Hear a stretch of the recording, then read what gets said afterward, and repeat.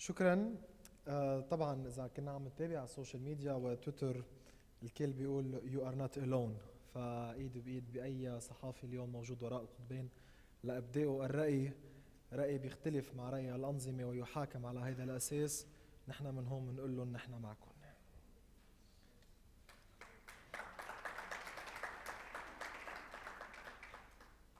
عظيم. من بعد البرزنتيشن اللي كنا شفناها وهيك الايموشنز شوي والمشاعر اللي اختلجتنا خلال السماع عن معاناة بالعكس وروح التضامن الإيجابية اللي بينت أيضا، ننتقل إلى الفريدم تشابتر والحلقة الأخيرة اللي بنحكي من خلالها عن أعلى هبوط لمؤشر حرية الصحافة. بس نقول مؤشر بنقول اقتصاد بنبسط فيها أنا شوي. أعلى هبوط لمؤشر حرية الصحافة highest decline in word press freedom.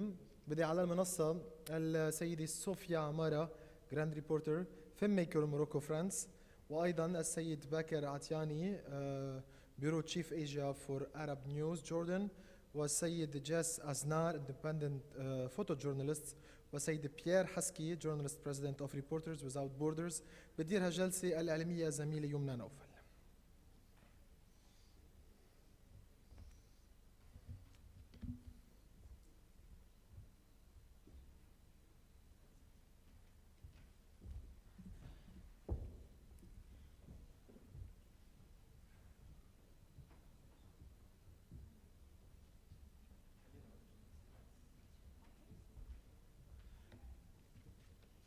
بس إذا بتسمحوا لي أذكر إنه في ترجمة موجودة للأشخاص اللي بيحبوا. يمكن أحد المتحدثين رح يكون عم يتحدث باللغة الفرنسية أو باللغة الإنجليزية أو اللغة العربية، وبالتالي هنالك الترجمة للي بيحب.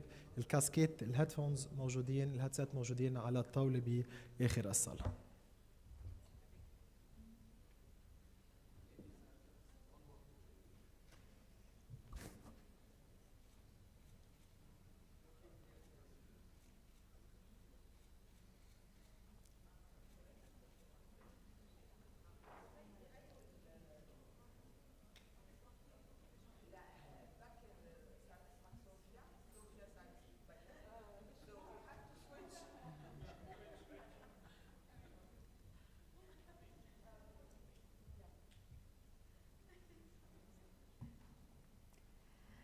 Hi again.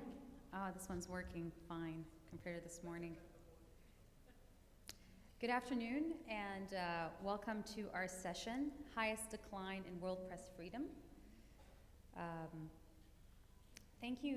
I just want to say, as a fellow journalist, thank you, Barbara, for that very enlightening talk and touching kind of a good introduction to what we're about to talk about and hear from real-life journalists here.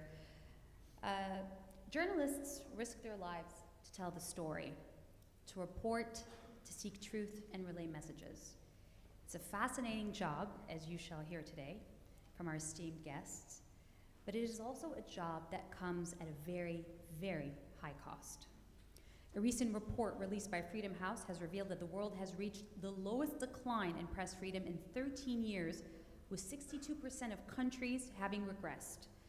This comes amid unprecedented threats to journalists and media outlets in major democracies, as well as intensified crackdowns by authoritarian states such as Russia and China that are trying to control their influence beyond their borders. Officials in several countries in Africa, the Middle East, and Asia extended restrictive laws to online speech or simply shut down telecommunication services. Not to mention the mounting number of journalists' arrests and assassinations in recent years. 71 in total this year. Barbara, I'm quoting your figures. And with us today to provide some perspective and reasons behind the massive decline and also to address the future consequences of these decisions are four experts in their fields.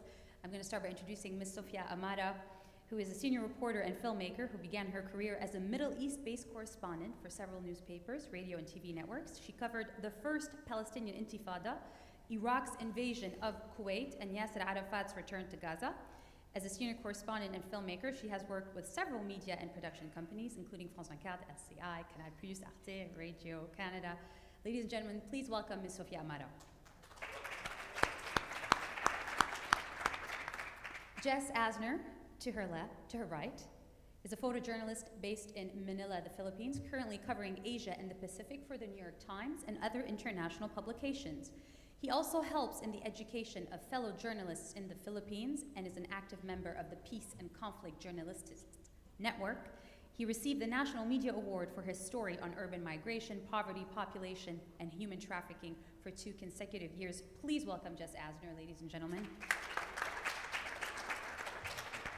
Mr. Beckett Atiani, the Bureau Chief Asia for Arab News, a veteran journalist and an expert on militant groups covering conflict zones in Asia for the past 19 years. He was also the last journalist to interview Osama bin Laden before 9/11. He is also the recipient of the Courage in Journalism Award from NBC Group. Please welcome Beckett Atiani. And last but not least, Pierre Husky, the president of Reporters Sans Frontières, Reporters Without Borders, a Paris-based international NGO defending press freedom. He has worked as a journalist at Agence France Presse at the French Daily Liberation, notably as a correspondent in Johannesburg, Jerusalem, and Beijing. Please welcome Pierre Husky. I'm going to start with you. We got the chance to talk a little bit yesterday about press freedom and the decline, and we're going to get to the reasons behind it. But what I thought was very interesting is you mentioned how journalists today have been basically lacking the trust of people. And I want you to elaborate a bit on that. Thank you very much for this introduction and for the invitation. You know, we're living in very paradoxical times. I mean, when I started as a journalist some 40 years ago, the world was very different. We had the Cold War, we had Latin America was under military dictatorships, you had authoritarian regimes, and it was very hard to be a journalist. I used to cover Africa at that time. You would go to countries that had one party, one newspaper, one television, and no dissent was allowed. Then there was, you know, the hope that came following the fall of the Berlin Wall. It was the end of dictatorships in Europe. Latin America became also an open continent. Africa suddenly became pluralistic. Then came the Arab revolutions and the hope that authoritarian regimes would be replaced by more institutionalized and democratic governments.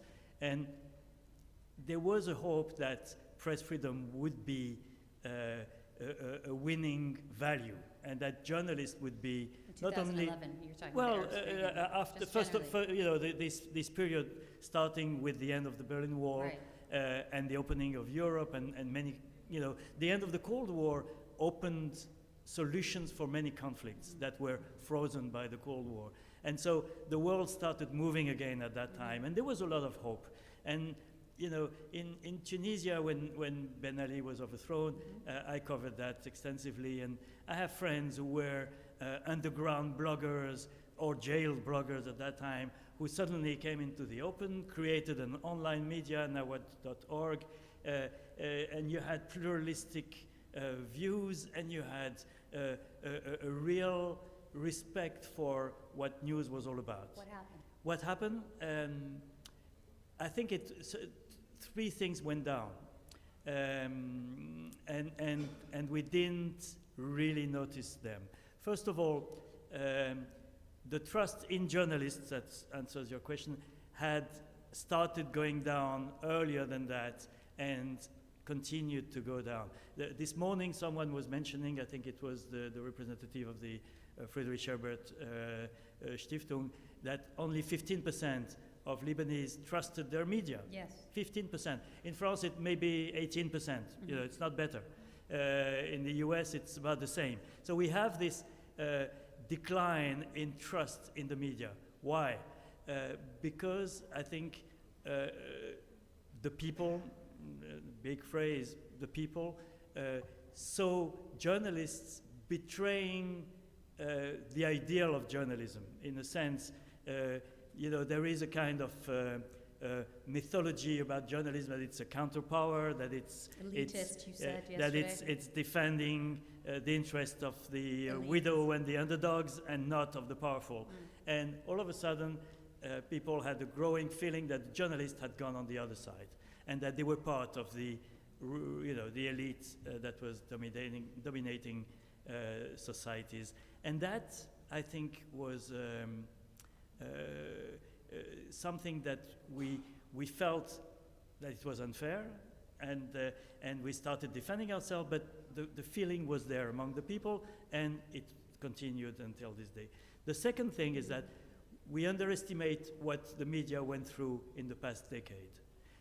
The digital revolution is a real revolution in the sense that our economic models collapsed. Our media companies were fragilized. In France, for example, I used to work at Libération. Libération was almost bankrupt.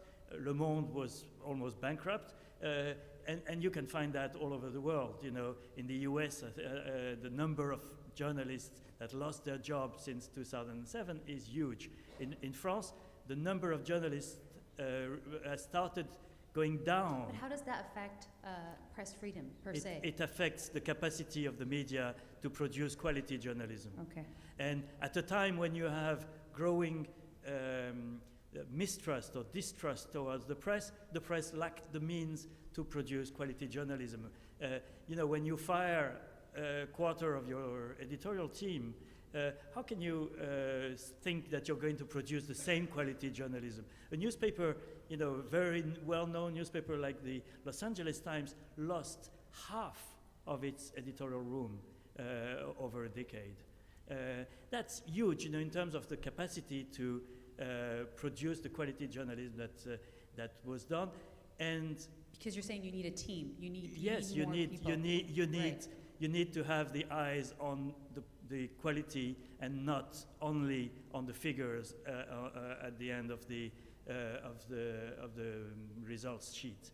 And we missed that because of the crisis. And the third thing is the rise of the social media, which we altogether welcomed as something great. Right. Some journalists hated it, but personally, I loved it. And I thought that, okay, journalists don't have the monopoly of speech anymore, because with social media, everybody can speak. Citizen journalist. But that's fine, Right. Maybe we have abused this monopoly, and it's great that everybody can speak. And there was an illusion, and that's the problem. There was an illusion that once everybody can speak, everybody is a journalist. And I think there was this blurred area between journalism and speech, which comments, right. Yes, which started growing and produced the confusion we live in today. There was a sentence which I saw a few days ago by someone who has played an important role, is Wael Khonim, who was an Egyptian blogger. He's the one who created the Facebook page that called for the first meeting on Tahrir Square. He was a Google employee at that time. He had been involved in defending a blogger who died in a detention in Port Said, and Facebook had played a big role. And there was this illusion at that time. You remember there was this big slogan on the walls of Tunis and Cairo, thank you Facebook. It was the Facebook revolution. And we thought, okay, this is great. It has opened a door, and that door is a door for freedom, not else. And Wael Khonim said a couple of days ago, we wanted democracy, but we got mobocracy. That means the rule of the mob. And social networks have become the rule of the mob. Barbara was mentioning that a bit earlier about journalists being subjected to threats and to insults. The debate on social media doubled with the dictatorship of algorithm has created filter bubbles in which we all live surrounded by people who think like us and with no access to people who think differently. I mean, all this has created a big confusion in which fake news, manipulations. We're going to get to fake news in just 1 second. I just want to build on what you're saying, Ms. Sophia Amara, because I know you've covered from Syria to different places of the Arab Springs, and you've seen journalists being I mean, you've been there, you've been on the front line, you've seen journalists being threatened, you must have seen the worst of the worst. How can you enlighten us on what you've seen to build on what he said? Because I saw you agreeing with him. Yes, I definitely agree with what Pierre just said. I indeed been covering. I've been covering the Arab Spring in Tunisia, in Egypt, and in Syria, Yemen also. But and I've been jailed with journalists twice in Egypt. I've been jailed, almost jailed in Syria, and in other places. But that was not the Arab Spring. What I can say is that we are here to talk about how freedom of the media is in decline. Very, it's terrible. More than like 15 years, it hasn't been in this situation, despite the fact that we've been through this revolution, through the Arab Spring, through the multimedia and the Facebook, the Twitter, and all these tools that should allow or people think that it would get better, but it's not getting better. What I want to emphasize on what Pierre already said is that indeed, on the field, our companies, our channels, our newspapers, they don't have the power and the financial capacity to give us as much space or time to do our job. And this is a catastrophe. I'm going to give you an example. I was somewhere in Syria, and I had to finish my shooting, and my company said, no, you have to come back. And I said, no, I don't want to come back. It took me so much to get inside. You know, that to get inside Syria, sometimes it takes you days and sometimes weeks, because you go undercover. You cannot go officially because they won't give you a visa. And in my case, I'm blacklisted for the Mukhabarat Jawiya, the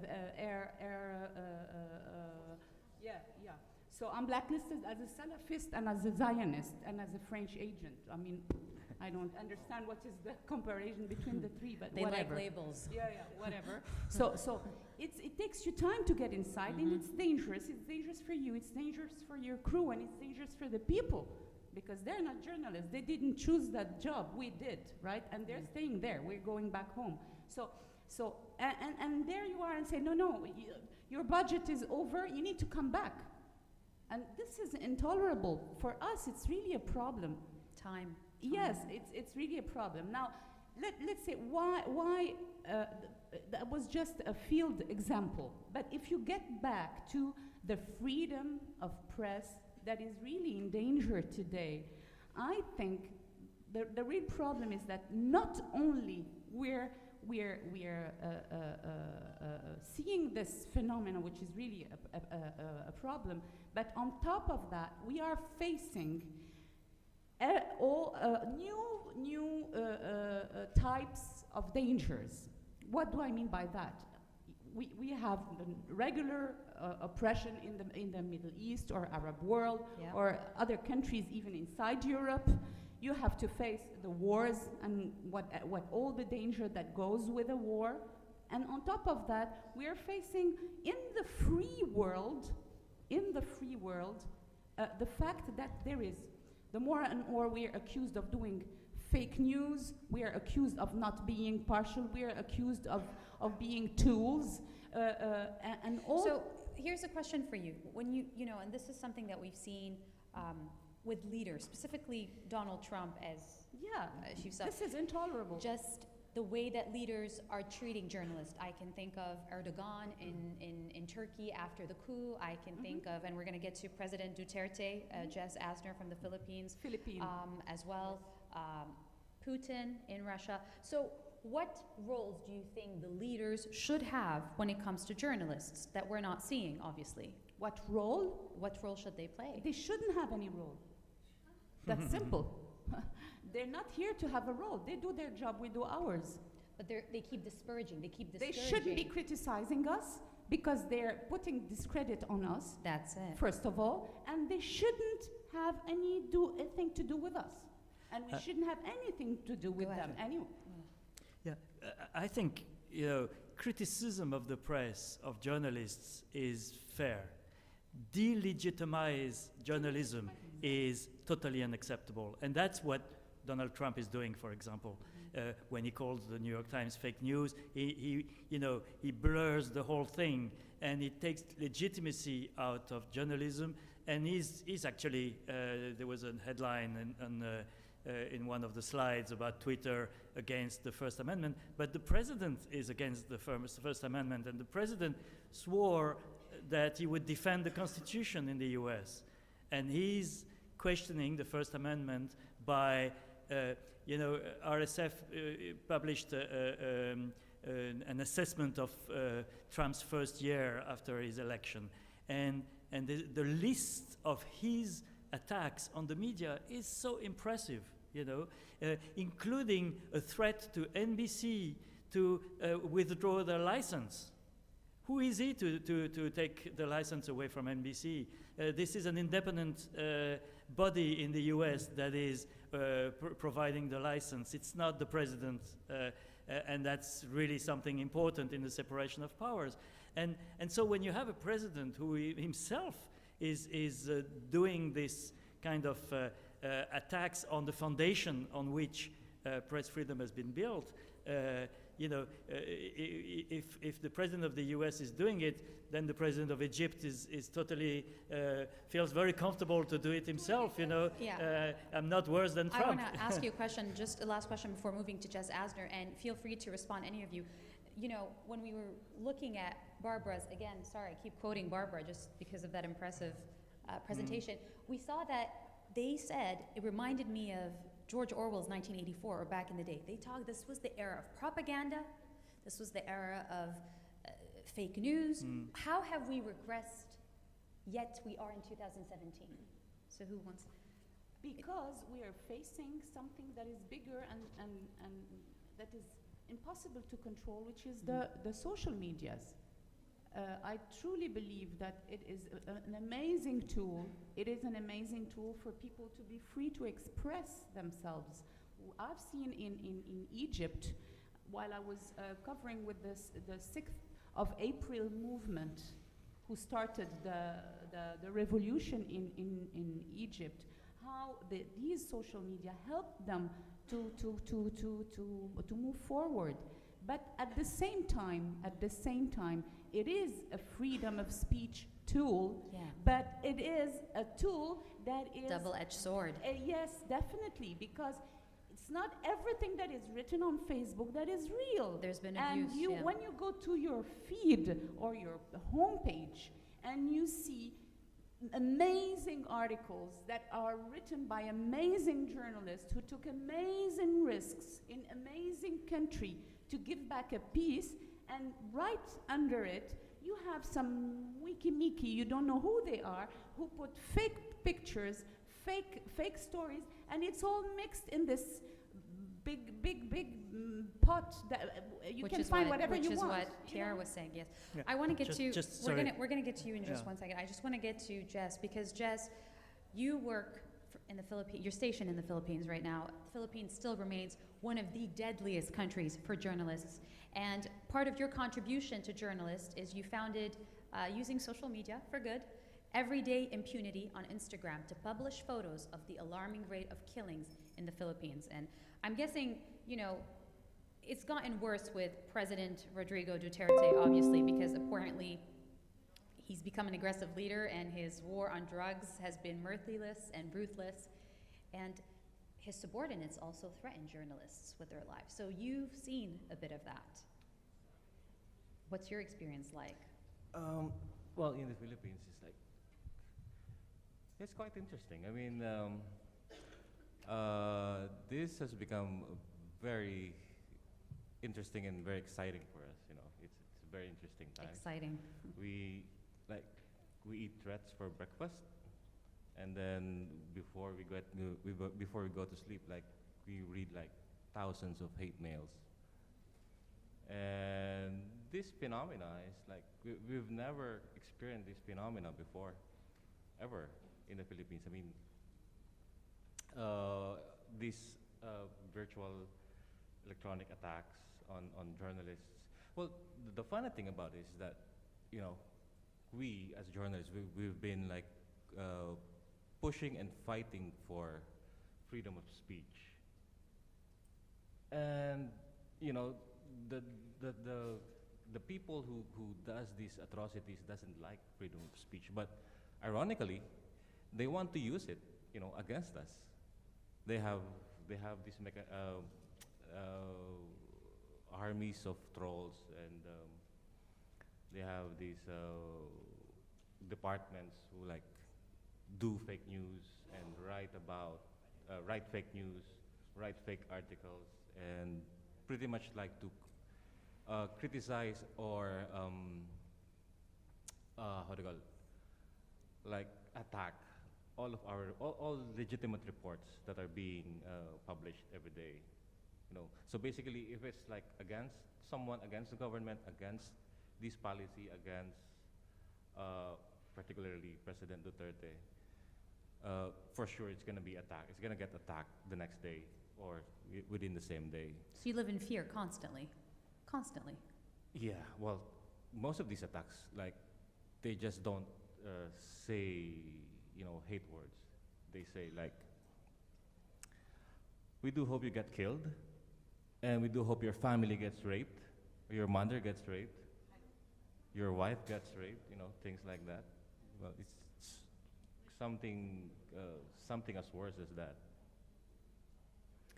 Becker, we haven't heard from you yet, so this is the chance to do that. Just so our audience knows, Becker was kidnapped also in the you were kidnapped and held by Filipino Islamist rebels for 18 months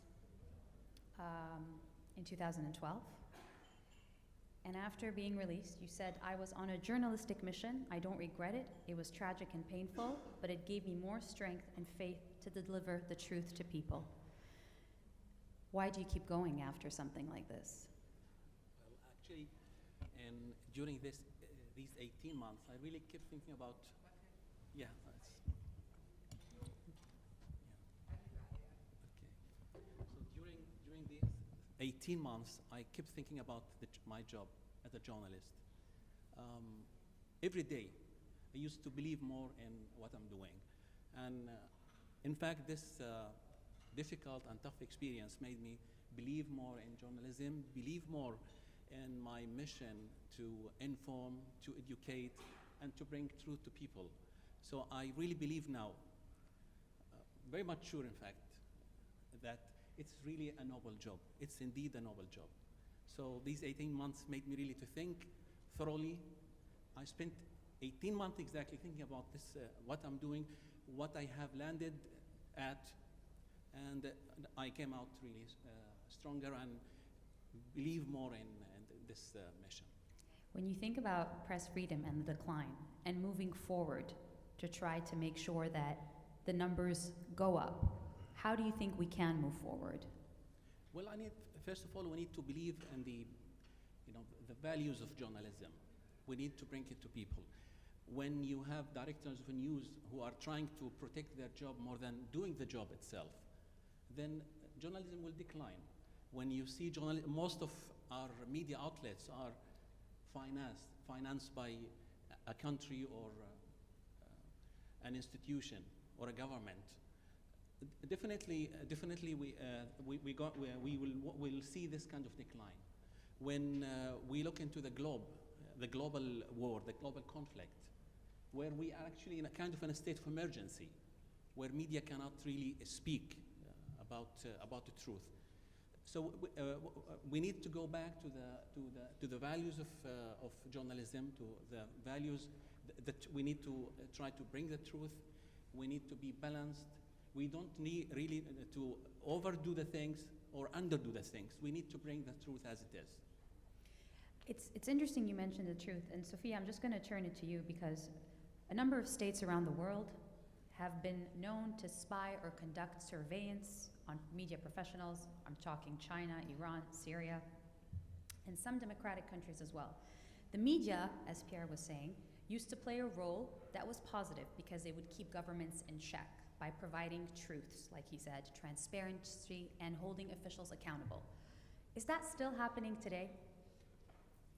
Well, it is in what we call the free world, even though there is defiance towards journalists who are more and more being accused, even in countries like France and in the USA, of being tools in the hand of the powerful and the rich, which is totally wrong. But no, definitely, the answer is no. How do we move forward? It's complicated. Yeah. As Bakr just said, I think we should get back to the basics of journalism. We should not forget what is our role. It's to inform What is the and role? not confuse or make a mix between freedom of speech and freedom of press. Talking is not doing journalism.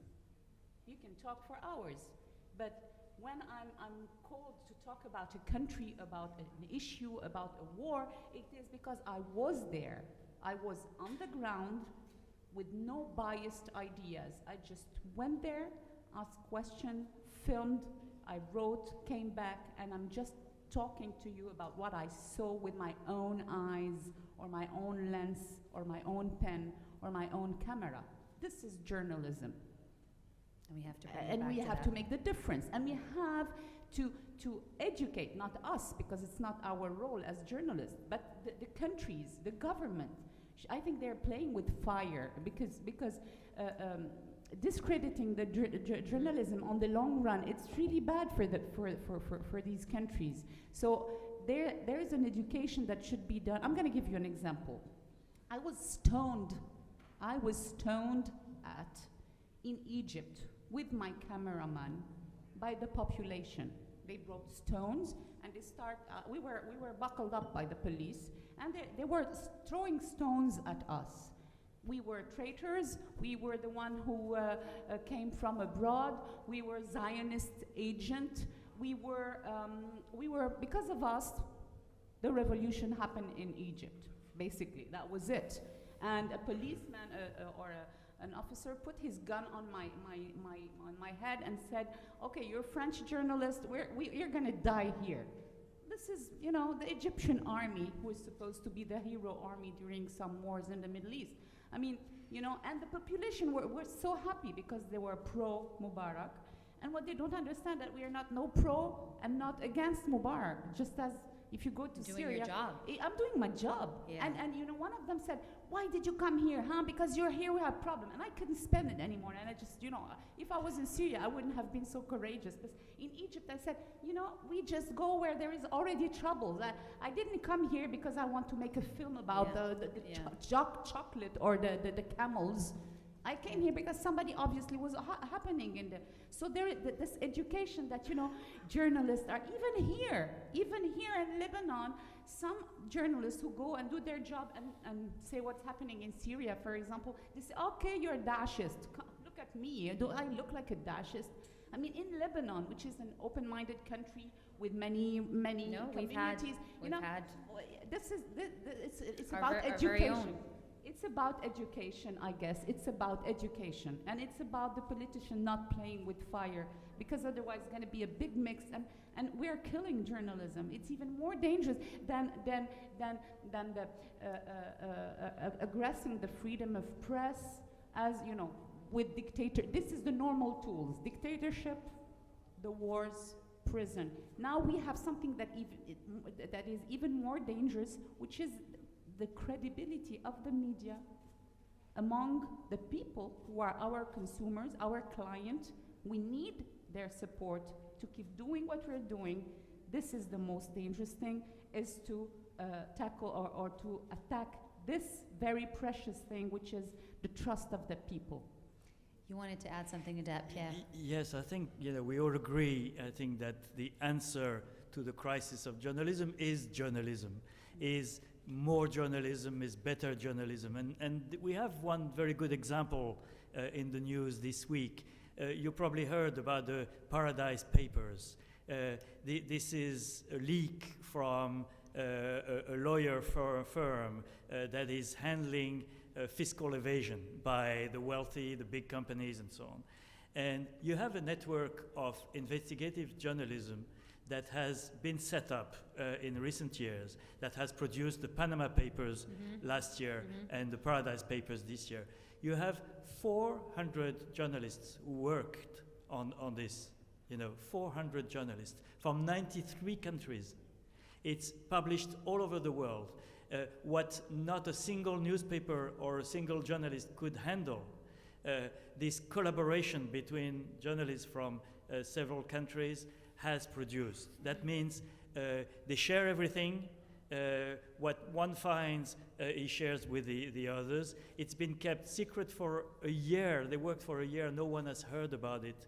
So, and the result is that they have exposed some of these big companies or big names, including the Queen of England, operating tax evasion schemes. And that, following the Panama Papers, there were 79 legal cases that has started from Pakistan to Ireland or Iceland. Daphne, who died in Malta, was working on the consequences of those documents. That's the first thing. And the second example I wanted to give is a project that RSF, Reporters Without Borders, started just last week. Yes, I like that one. It's called Forbidden Stories. Forbidden Stories. Ask about that. Yeah. And Forbidden Stories is about those investigations on sensitive issues that might be compromised because the author will be jailed, kidnapped, or you need to hear about this, because this is really, really interesting. So tell them what Forbidden Stories and is. And the idea is that Forbidden Stories is offering journalists all over the world a safe database where you can, if you are conducting an investigation, you can put in a safe place the ongoing investigation, all the documents and so on. And if anything happens to you, the organization will take over and will continue your investigation. That means even if you kill or jail a journalist, it will not stop the story from coming out. And the first example they're working on now is in Mexico. Mexico doesn't come immediately in mind in terms of danger for journalists, but it's the country where most journalists get killed. And it's not a war situation, it's crime. It's narco traffic and so on. Yes. And one of the journalists who was in contact with Forbidden Stories group was killed. And he had given his documents before, and so someone is taking over in his investigation. That means that maybe one day the killers will feel that if it doesn't kill the story, then why kill the journalist? Person? So it's protecting and these the journalist these are answers to this crisis. But you were asking earlier, final word. Yes. You were asking earlier, how did we get here? Down to this situation. And I think, the medias are not an island somewhere outside the society. The media are a kind of barometer of the society we live in. And I think it's just a reflection of what's going on in the world at the moment. It's not only the media that are under threat, it's a liberal vision of the world that is under threat. The fact that within the European Union, for example, which has as a founding stone the freedom, the democracy. Spain, represented by Mr. Moratinos, joined after the end of Franco era, and the European Union was one of the ways it developed its own democratic path. The fact that within the Union you have today countries like Poland and Hungary that are going backwards on those issues, and they start with the media. In Hungary, they do exactly the same as Putin. That probably they took the leaf from his book. They force owners of media that are critical of the government to sell their stake to friends of the government. And so in Hungary today, you only have one independent media left. One. In Poland, RSF yesterday... It's a very rare thing, independent media, isn't it? It should be a rare thing. It should be the norm. That's a paradox to think that there's only one independent media left. Yesterday, we gave the Press Freedom Award in Strasbourg from RSF, and we gave it to a Polish journalist who works for Gazeta. Gazeta is the newspaper that came out of Solidarność, you know, the whole union movement against the communist regime. And Gazeta became a big newspaper in Poland. And its defense correspondent wrote a book last year which revealed some tricky and fishy deals by the government. And this journalist is harassed. You know, he's in court. He's losing every civil right. I mean, he's really treated in a way that is not acceptable in a democratic country. And so we gave him the award yesterday as a protection, although we shouldn't need to protect journalists in a country of the European Union. But the same happens, you know, we spoke about Turkey. Yeah. I'm going next Sunday. I'm going to Istanbul next Sunday to attend the trial of a journalist on Tuesday. His name is Ahmet Altan. He's a very well-known journalist in Turkey. He's been in jail for 1 year. He is accused, are you ready for that? He's accused of having given subliminal messages on TV the day before the coup attempt last year. Subliminal, that means that's something you cannot prove, you know. It's supposed to mean something. And the guy, Analysis. he, It's fourth degree. yes, and he's under the threat of life prison for that. He's been in jail already for 1 year. I want to just ask you 2 questions and turn it to the audience. Ms. Sofia Amara and Mr. Pierre Husky mentioned the fundamentalism of journalism and bringing it back to basics. What does journalism mean for you and you, Jess? And then we'll turn it to the audience. Journalism means for me to bring the truth. I mean, it's, you know, as a doctor is doing his job, and treating people, we are journalists doing also our job, serving societies, exposing corrupt governments, corrupt people. So it's bringing the truth. It is educating people. This is what journalism means. Jess? Yeah, well, I would agree. I mean, it's about telling the truth. I mean, getting the truth out, but at the same time, it also means we have accountability, you know, which is very different from what Sophia was saying. Like, you know, free speech is different from press freedom. You know, we can speak anything, you know, as a citizen, but if we are a journalist, what we are saying should be accompanied by accountability, you know, and we should really be accountable for the stories that we are doing. And accountability is important. It's a big one, because when we think about Charlie Hebdo, and I think Barbara also, Barbara, we keep mentioning you. You should have.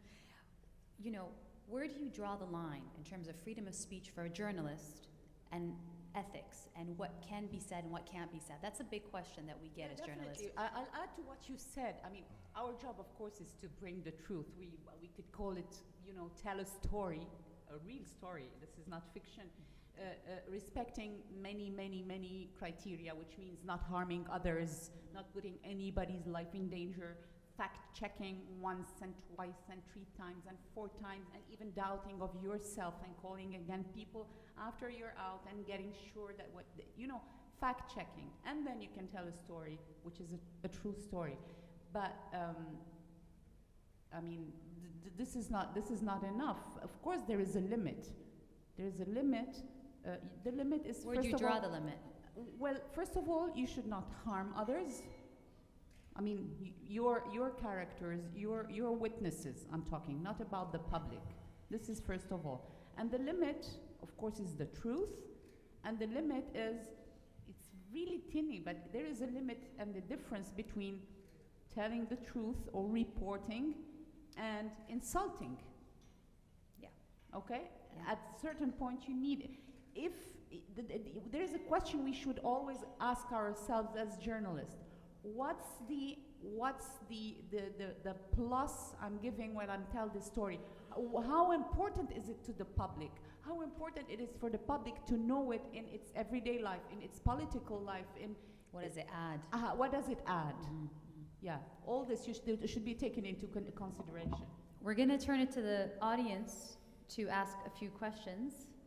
Who has questions for our panelists? Not all at the same time, please. Can I Yes, if you say want to, something? if you want to answer. I'll answer the question that didn't come. No, I'd like, it's always very trendy to quote Hannah Arendt, but Yes. sometimes she said very Yes. good and pertinent things. And there's a quote from her that is so pertinent about what we experience today. Mhm. She said, "A people that no longer can believe anything cannot make up its mind. It's deprived not only of its capacity to act, but also of its capacity to think and to judge. And with such a people, you can then do what you please." And that's exactly what is going on today, is that the general confusion about the legitimacy of news, the legitimacy of journalism, what is news or alternative news, means that people will not have anymore the capacity to make a judgment. And that leaves the ground open to any demagogue and extremist Extremism as well, and that's what's at stake today. That's why we need to restore trust in journalism, not only for journalists, we don't care about journalists, but for the sake of the society, and that's everybody's. It's a common good, It works journalism. for everybody. It's It's not, a win-win. It's not just a question of journalists, it's a common good of the society. It's a condition for it is also a condition for a healthy society that has opinions. Who help people have opinions? The journalists. Yeah. We don't impose on people opinion. We just give them the raw material and they make their choice. Right. But if they're confused, well, as Pierre said, we can do anything out of them as the Hannah Arendt Yeah, phrase said. we bring them the information. Jez, you wanted to add something? Yeah, well, I just want to add to, we've been talking about the decline of the trust in media. Well, I do agree that we do need to go back to the basics, and we do need to improve our craft. A few years ago, journalism has been under threat by social media, and the form of free speech is being is spreading and being democratized, but at the same time, we have all these citizen journalists coming up. We have Facebook, we have Twitter, you have everybody posting stories, whether it's true or not, But I just think for us, we should really go back to the basics and just do what we're supposed to be doing. And do it. And if we focus on that, yeah, then results will come by themselves. results will come by. And at the same time, I'm speaking in the Philippine experience, because it's not only the professionalism in the craft that's the problem. The realities in countries like the Philippines is that journalists, especially those who are doing their jobs, living outside the capital, living in the provinces, they're receiving very, very low pay, or sometimes no pay at all. This form of practice is just very it's very open for corruption, and when you have corruption, the next thing you know, that this journalist is gonna end up dead, or gonna, so there are so many realities in journalism. It's not really only about the craft itself, but economic realities, political realities, and It's a fascinating job. it is. There's lots actually. going Yeah, on. yeah. Beckett, you wanted to add one last thing. Yeah, please. You want to go first? Well, going back to basics, I will go back to journalism. We need a lot of training also for journalists. We need to be offensive on those who attacks media, not defensive. And also we journalists, we need to have a pause sometimes to think about what we are doing. It's not always we need to keep to talk and talk. No, we need to have a pause That's what you were saying. to look at what we are doing, to think what we are doing, so we can improve and know what is our mission actually is. Miss May? Yeah, I can hear you. Can everybody hear? Is No. it okay? Yeah. Okay, now it's Yeah. better. So my question is, I wonder if international organizations such as Reporters Sans Frontières or International Press Institute, whenever they launch a campaign to support any journalist to free a captured journalist in some jail in a totalitarian country, do they do it because they believe it will reach its goals? This journalist at the end will be free, or just because the mission of the institution is to launch campaign and then nobody knows what will happen at the end? And my question is also to Becker. When you were captured for 18 months, were you hoping that some organization will speak on your behalf, will make some deal, will pay, I don't know, some money to release you? You kept hope, you believed in the organizations or in the institution or in the television where you were working, that is Al Arabiya. And also my last question is to Sofia. Did you ever think that Daesh will capture you, for example? What were your fears Wow. at such moments? And thank you. Okay. So Go, you I'll want to take the start? first one. No, I think and I hope that people who do start campaigns think in terms of efficiency. Because, you know, for example, why am I going to Istanbul? The government couldn't care less about what we say, and if they want to sentence a journalist to jail, they will. I'm not sure this is true, because, you know, Turkey is part of the world. It has most of its trade with the European Union. It's part of NATO. It's part of a network of alliances and relationships. And the fact that the rest of the world keeps the spotlight on journalists who are in court, probably... Do they still care about Europe? In Turkey, do they still really care about the relations with care Europe? they care about trade and investment, and that comes mostly from Europe. But when we go there, we know we might be able to avoid the worst for these people who are facing judges who are political judges.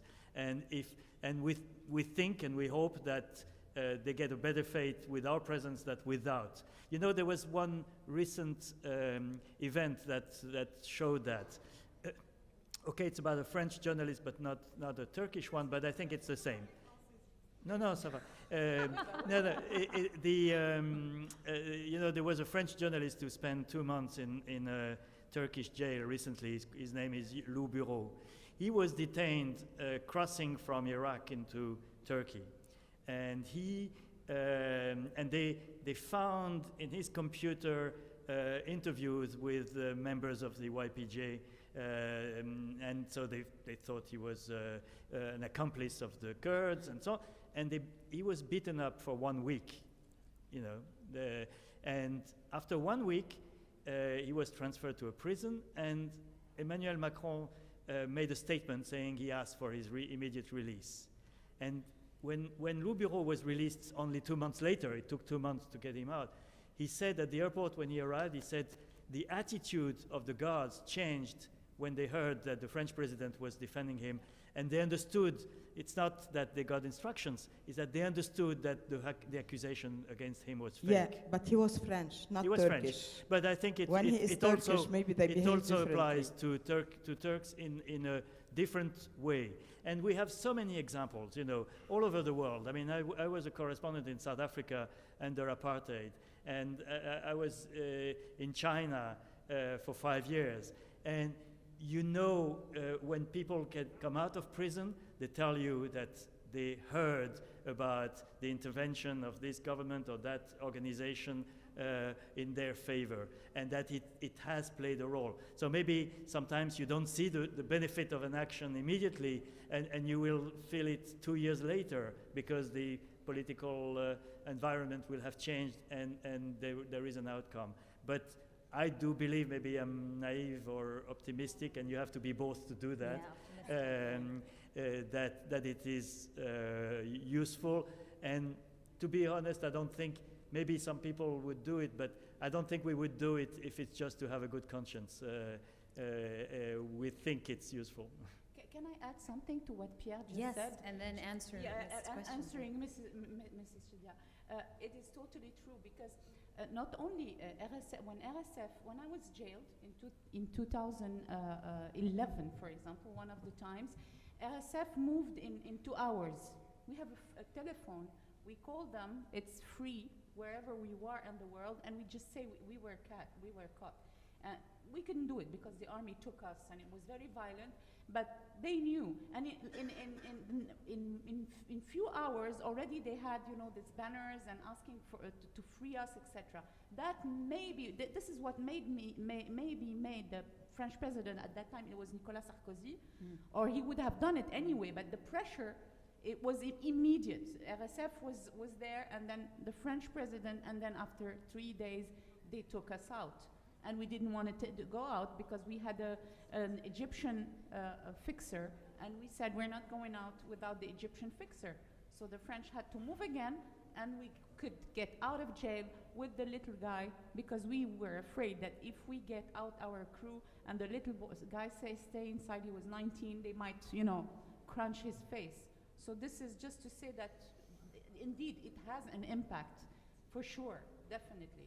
Should it be Egyptian, French, whatever, Moroccan, but it has an impact. Well, it's a hard question. The other question is a hard question. Yes, we are scared. Before the Baghdadi story that I had, the big story I've been doing, and the Christian children who has been abused by Daesh.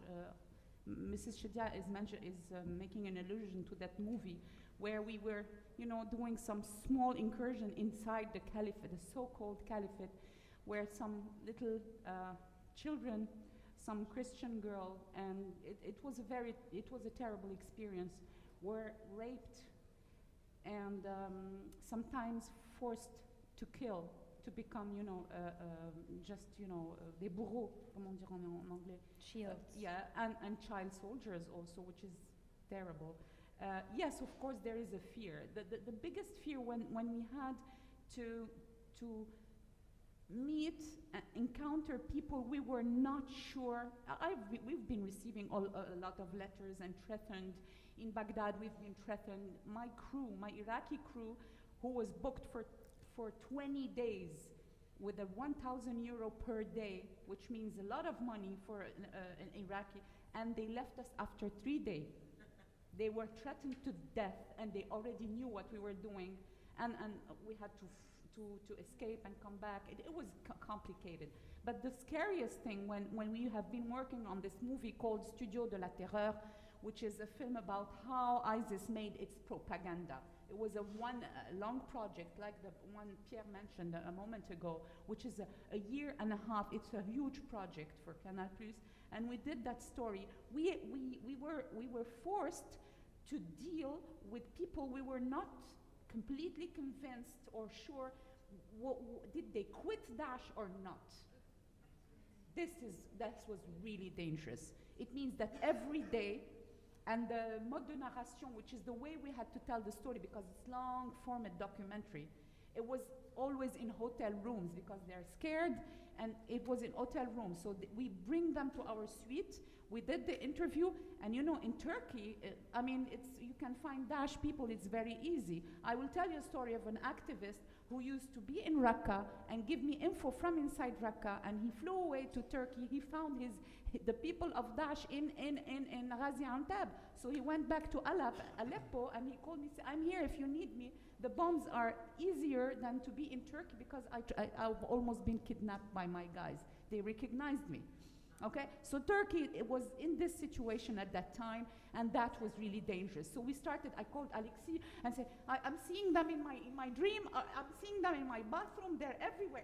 You become completely obsessed because you do an interview with the guy, and then you change the room and say, what if they followed us and they know what is our hotel now?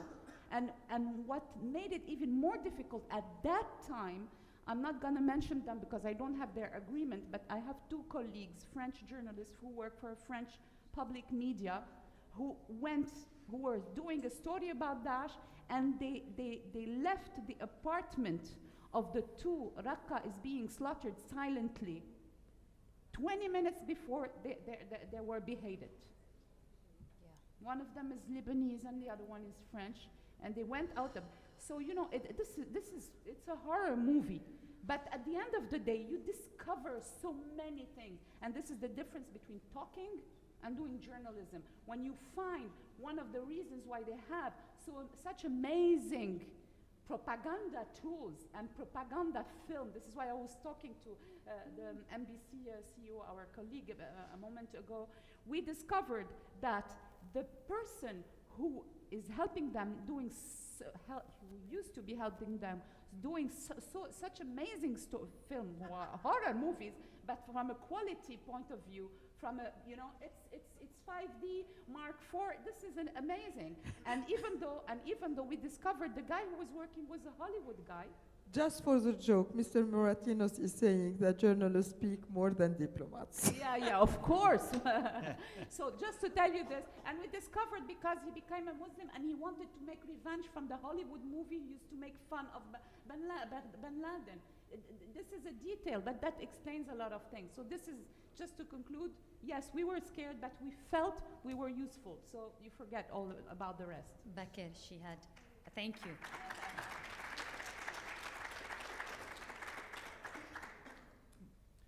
Well,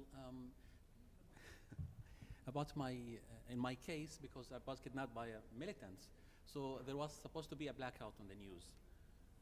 I remember when the second day of my kidnapping, they took my mobile phone, and one of my friends who used to, and the second day of my kidnapping, I remember one of my friends, they took actually my mobile phone, the abductors. And this friend used to tell me boss, and I used to tell her boss. She would send me a message, how are you, boss?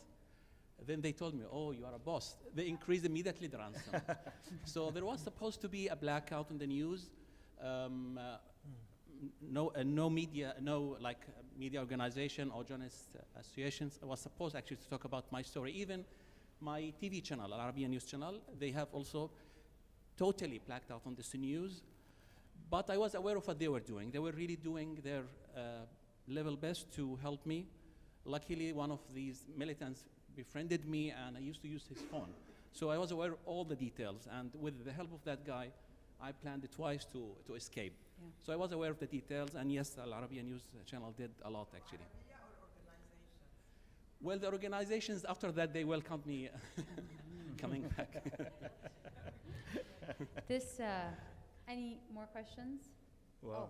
Oh, yeah. How much time do we still have for questions? We'll take one question, sir?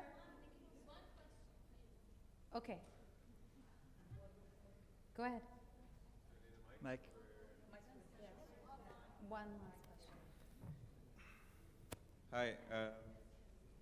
Hi, thank you so much for the really fruitful and powerful panel. I have just one question. We did go, to a large extent, we talked a lot about how journalism has been losing credibility. Is it not working? No, it's working, okay. we talked to a large extent how journalism has been losing credibility, and I'm really glad that you each got a platform to sort of express your frustrations towards this. But I do have a question whether or not there are any initiatives, any platforms, any organizations that are helping re-legitimize journalism. What are the efforts that are going into this? What efforts do journalists do individually to re-legitimize journalism for the consumer? As a consumer now, I think the only tool I could do is maybe cross-reference different things, but maybe there could be an initiative to sort of make that easier for the consumer. Does that exist? Am I just not aware of it? Thank you very much. Go ahead. Part of the answer to that question is fact-checking, for example. It started in the US. It's all over the world now. You have there's one in Africa. There's one. There are several in each media is doing fact-checking, and the idea is that you don't have to believe what we say. We're going to prove to you that this story is right. And we're going to give you all the sources, the links to the sources, the video that proves it, and so on. That means fact-checking is part of the answer. 10 seconds. Yes, it's only part of the answer because the people who don't trust the media don't trust the fact-checking. And we have a polarized society at the moment all over the world.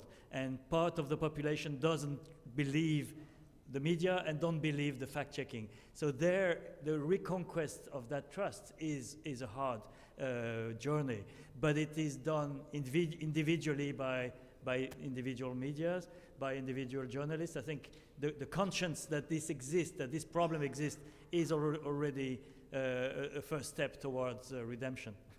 This brings to an end our panel, The Highest Decline in Press Freedom. Please, you can ask them questions right afterwards. It's fine. Please give a big round of applause to our panelists, Sophia Amara, Jess Asner, Akhtar Baktani, and Pierre Husky. Thank you so much for being here. And thank you to May Shidiat for a wonderful panel and wonderful day. Thank you so much. And thank you to you.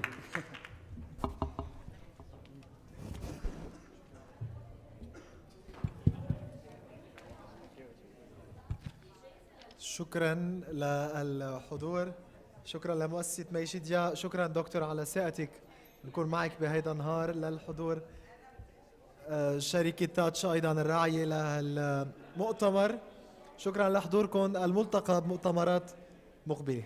شكرا. شكرا ميشا. تويتر في جايزة.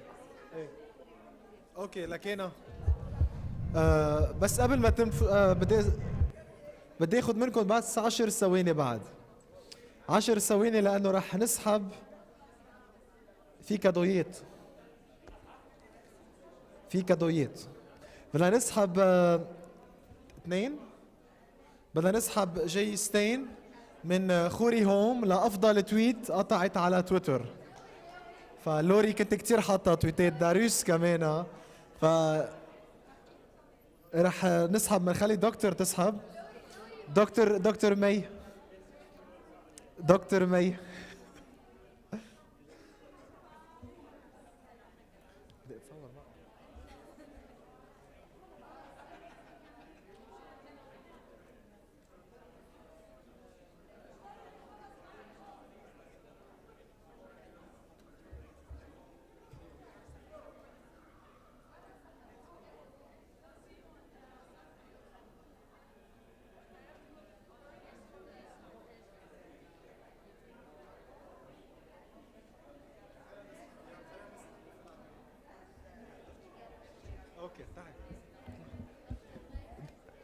دكتور مي بدك تسحبي لنا جوائز تبع تويتر؟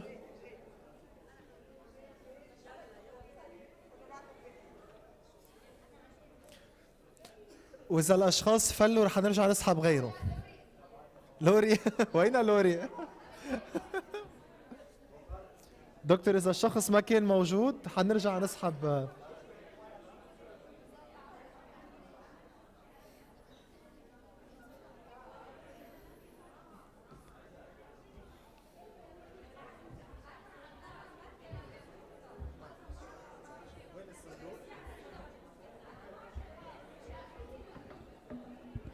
Bon, il y a 2 cadeaux pour les meilleurs tweets. Alors, si je vais tirer au sort, si les noms sont là, tant mieux. Sinon, je continue à tirer, jusqu'à avoir un gagnant. Yalla.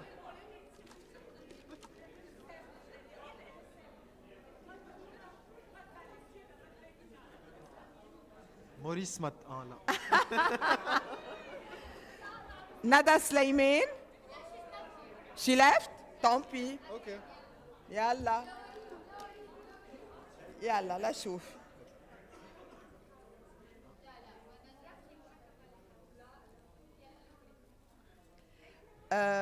غيوة خير الله انت برافو مبروك شو طلع لها الايباد ولا التلفزيون يلا الايباد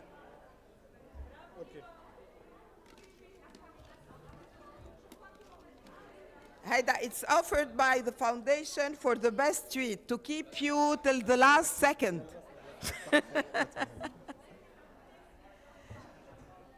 اوكي خلود خلاص طوبي اللي بيحضر السوق بيبيع وبيشتري.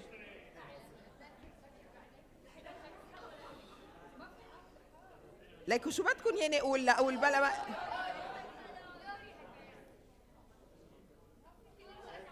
شادي قسطنطين. برافو. انا قلت ان شاء الله ما يكون هون تالي وحده بسحبها لوري. طلع شادي قسطنطين هون. بقى طلع لك تلفزيون. لا تلفزيون كتير حلو. يلا.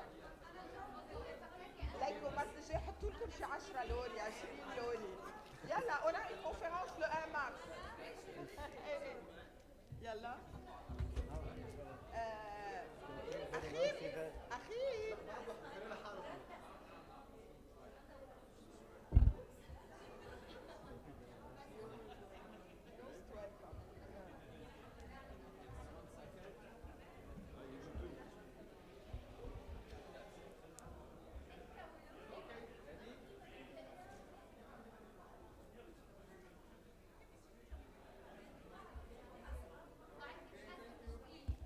ثانك يو لكم. الجوائز بالمؤتمر الجاي الجوائز بالمؤتمر الجاي شقتين وسيارتين، هيك وعدتنا دكتور مي. جاي مؤتمر الجاي شقتين وسيارتين، انت هيك وعدتينا الجوائز.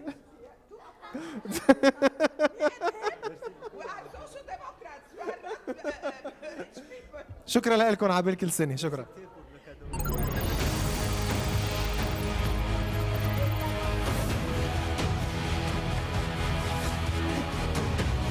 منذ تأسيسها عام 2009 كانت مؤسسة MCF تيم بليز إذا بيطلعوا على الستيج لناخد فوتو دو جروب. هيدي آخر بنقول لهم اليوم ميرسي على هالنهار الطويل يلي أخذ منا تحضير على مدى شهور، بس I really thank them for the good job. Je remercie tous nos chers amis qui sont venus particulièrement de France et d'ailleurs pour participer à notre conférence aujourd'hui. Ça nous manque un peu le français, malheureusement la plupart ne parlent que l'anglais, mais ça va, on se débrouille pas mal. On n'a pas encore appris l'allemand. J'ai essayé mais c'est trop compliqué.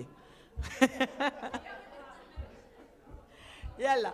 MCF team on stage. I have to go. I have an interview in the evening, so please join me on stage to take this picture, this famous picture.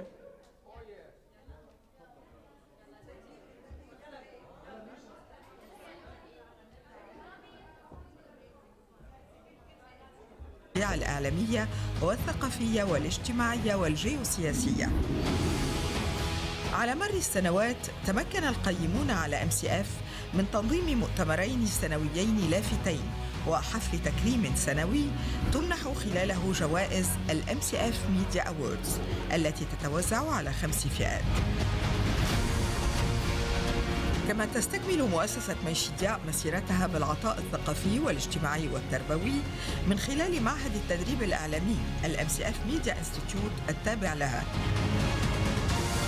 أما أكاديمية ألاك وهي مدرسة تدريب مهني خاص مصدقة من الدولة اللبنانية ووزارة التربية والتعليم العالي لمنح شهادات في عالم الريادة وعلوم التواصل التطبيقية، فقد أبصرت النور في ربيع هذا العام وانطلقت بنجاح في الدورة الأولى مع أساتذة هم من أهم رواد عالم الإعلام.